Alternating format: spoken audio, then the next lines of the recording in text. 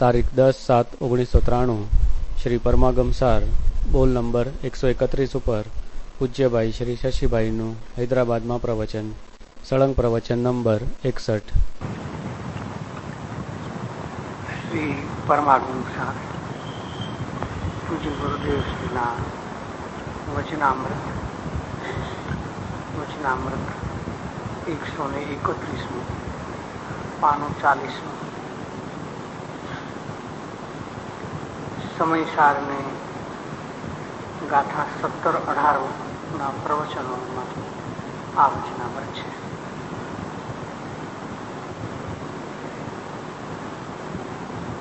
સમયસારની 17-18 ગાથામાં આચાર્ય મહારાજે એક વાત મૂળ સૂત્રમાં પણ લીધી છે. કુંદાચાર્ય દેવે અને અમૃતચંદ્રાચાર્ય દેવે ટીકામાં પણ એ વાત લીધી છે કે જે મોક્ષાર્થી જીવ છે એ પ્રથમ આત્માને જાણે, પછી એની શ્રદ્ધા કરે અને પછી એનું અનુસરણ કરીને પોતાને આત્મલાભને પ્રાપ્ત કરે.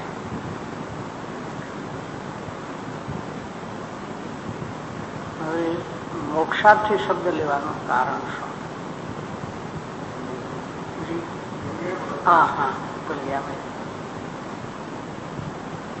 अच्छा, समय सार की 17-18 गाथा का जो प्रवचन है उसमें से ये 131 नंबर का वचनामृत गुरुदेव का वही विषय पर सिलेक्ट किया है, पसंद किया हुआ है, संपादित किया हुआ है.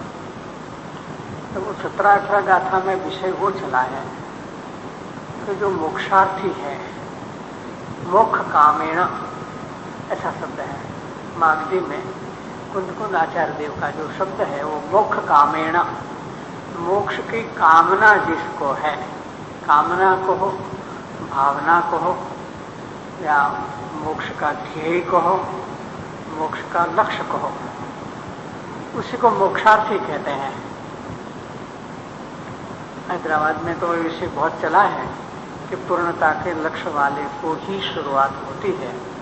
ऐसा जो सूत्र गुरुदेव श्री ने दिया है वही सूत्र की बात कुंद आचार्य देव 17-18 गाथा में कहते हैं कि जो मोक्षार्थी है वो आत्मा को पहले जाने, जान करके उसकी श्रद्धा करे और श्रद्धा और ज्ञान पूर्वक उनका आचरण करके वो मोक्ष की, उसको मोक्ष मार्ग की प्राप्ति होती है और मोक्ष मार्ग से उसको मोक्ष की प्राप्ति हो जाएगी. जिसको जिसके कामना है उसको मोक्ष की तो कामना है उसको. तो क्या बात लिया कि एक तो पहले लिया मोक्षार्थी जीव की भूमिका ली. बिना मोक्षार्थीपना किसी को मोक्ष मार्ग की प्राप्ति नहीं होगी. मैंने पूर्व शर्त हो गई वो.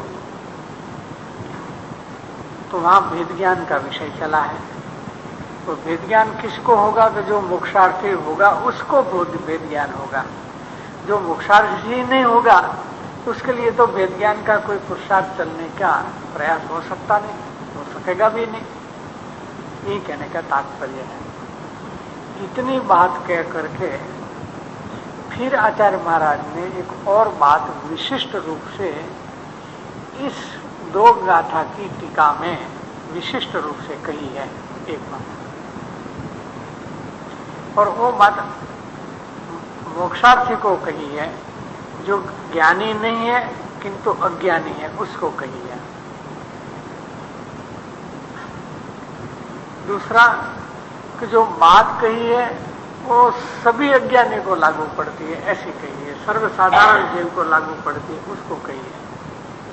उसमें ऐसा कहा है कि यह अनुभूति स्वरूप भगवान आत्मा आबाद गोपाल सभी को निरंतर, सदा मैंने निरंतर अनुभव में आ ही रहा है, किंतु इसका लक्ष्य अपने आप पर नहीं है, दूसरे पर इसका लक्ष्य है. तो उसको वो अनुभव मालूम नहीं पड़ता है. वो अनुभव उसको मालूम नहीं पड़ता है कि मुझे क्या अनुभव में आ रहा है। उसको एक झूठी कल्पना होती है। कल्पना मतलब ही झूठी बात है कि मुझे राग अनुभव में आता है, मुझे राग का विषय जो पदार्थ है इसका अनुभव हो रहा है, ठंडी का, गर्मी का, ऐसे कुछ न कुछ। तो ये इसका मिथ्या अनुभव, मैंने झूठ का अनुभव है। उस पर ये बात गुरुदेव से का वचनामृत चलेगा, इस बात पर चलेगा। क्या कहते हैं गुरुदेव, देखें। ज्ञानी की दशा में, ज्ञान की दशा में अनुभूति स्वरूप भगवान आत्मा जानने में आता है, फिर भी उसको तू क्यों नहीं जानता? तू जानता क्यों नहीं है? क्या कहा? ज्ञानी को नहीं कहा, जो भी समय सार सुनने को आया है ऐसे पात्र जीव को कहा है। भले ज्ञानी नहीं है, अज्ञानी है।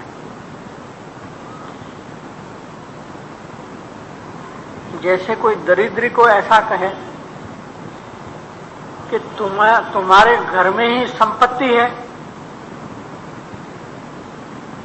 तुमको क्यों पता नहीं है तुम्हारे घर में जो संपत्ति पड़ी है?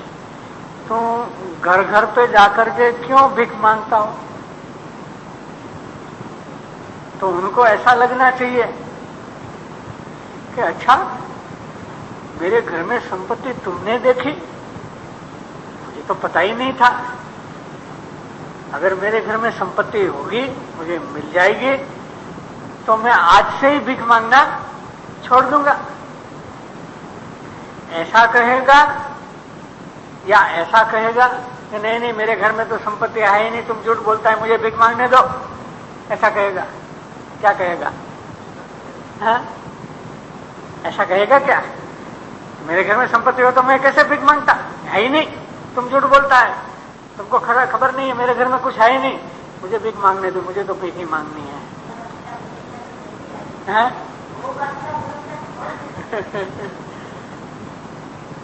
तो हमको हमारे गुरु पर क्यों भरोसा नहीं है?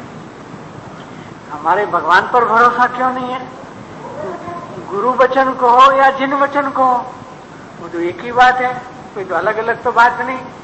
जो जिनेंद्र परमात्मा ने जो बात कही वही हमारा गुरु ने कही, दो बात तो एक ही है। हम क्यों भरोसा नहीं करते?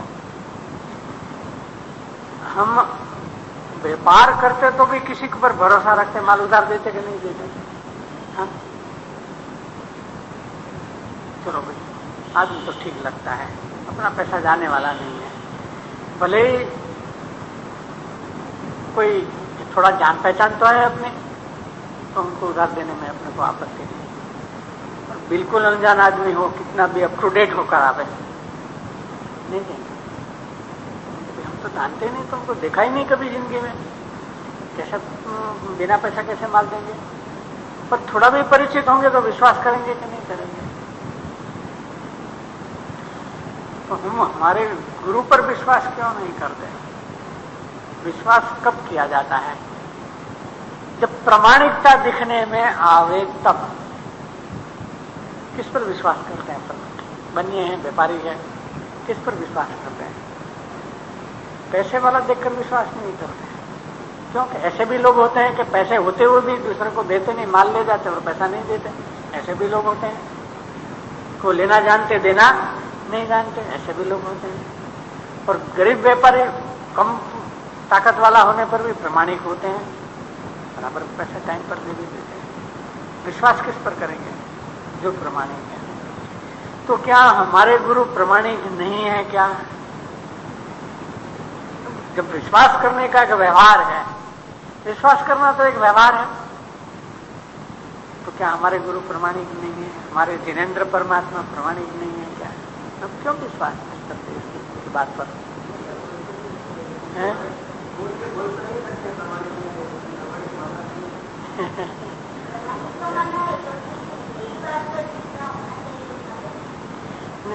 भरोसा तो अधूरा पूरा नहीं आता है। विश्वास में दो बात नहीं बनती, यहाँ तो हाँ यहाँ तो ना, दो बात नहीं होती, उसमें परसेंटेज नहीं होता है। तो पहले तो ये पक्का करना चाहिए कि हमारे गुरु विश्वास करने लायक है या नहीं। पहले ये पक्का करो। जब ये विश्वास करने लायक है तो इनकी सब बात पर विश्वास करो। हम तो शुरू में नए सोनगढ़ आए, तो इस वक्त आपस में हमारे आत्मार्थी भाइयों से चर्चा करते थे, तो ऐसे करते थे कि अगर हमारे गुरु ऐसा कहे दिन में 12 बजे कि ये रात का 12 बजा है, अरे वहां तक तो ठीक है। वो ये कहे कि रात नहीं है, ये चंद्रमा नहीं है, वो तो अमावस्या की रात है। क्या तुमको जो दिखता है वो सूर्य भी नहीं, चंद्र भी नहीं, तुम धोखे में हो। ये तो अमावस्या की रात है, अंधेरी। क्या करना है, मानना कि नहीं मानना? तुम प्रश्न करते आपस में, शंका करना कि नहीं करना गुरु की बात पर। आपस में प्रश्न पूछते थे हम लोग, नहीं करना चाहिए। हाँ, इतना विश्वास करो, इतना विश्वास करो। पहले परीक्षा करो, जितनी करना हो तुम शुरू से परीक्षा कर लो। परीक्षा करने के बाद पक्का हो गया कि नहीं ये हमारे गुरु प्रमाणिक है, फिर बात खत्म।